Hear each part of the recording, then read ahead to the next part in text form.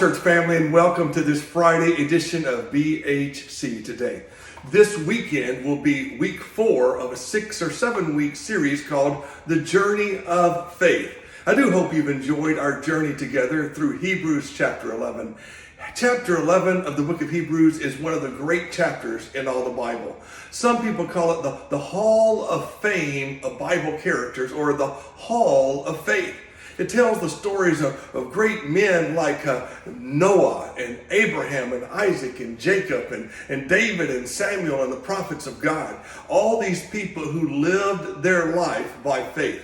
And they're all gone to be with God now. They're in heaven. And the word picture here is that it's now our time to run the race. They have run their race. They have finished the course, and now they're in the grandstands watching us run the race as they did. Hebrews 11 describes the exploits and the lives of all of those men and women who ran the race in faith. But if you go to Hebrews 12, allow me to read Hebrews 12 verses 1 and 2. Therefore, since we are surrounded by so great a cloud of witnesses, let us also lay aside every weight and sin that clings so closely, and run with endurance the race that is set before us, looking to Jesus, the founder and perfecter of our faith, who for the joy that was set before him endured the cross, despising the shame, and is seated at the right hand of the throne of God. Now, what that tells us, this is that these great men and women who are described to us in Hebrews 11 are in heaven. They're in the grandstands watching us run the race today.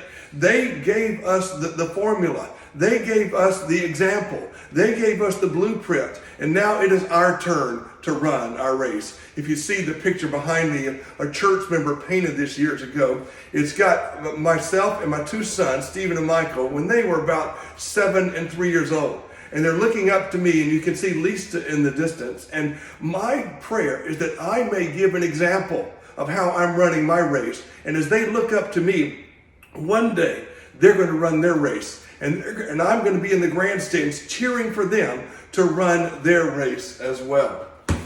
Last week, I received a little poem from one of a great man who's been attending our church named Ernie Haynes, and it's called The Grandstands of Glory.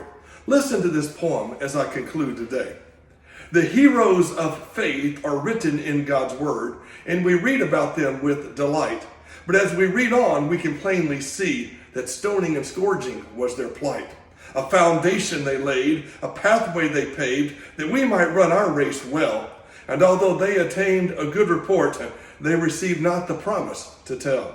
Now God has provided far better for us. And as we think of that now, what a blessing and privilege it is, saints of God, that together with them we will bow.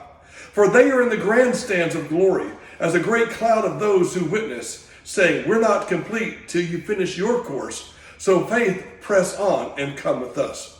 They're saying, we're cheering you on from the grandstands of glory. Be not weary in doing what's right. Keep looking to Jesus. Keep running the race. By faith, continue to fight. There's 1 lap to go. The race has been long, but now the end is in sight. You've run to win, not just to finish, and you've run with all of your might. And as you cross the finish line, the saints in glory explode, for now they're complete. You've finished your course, and on their shoulders you rode. We all have a race to run, and we can know that the great heroes of the faith who laid the example for us, who ran the race before us, they're in the grandstands watching you run your race. They're cheering you on, saying, don't quit, don't give up, keep running the race. Fix your eyes on Jesus, the author and perfecter of your faith, and run the journey of faith with all of your might. And that, my friends, is an encouraging word.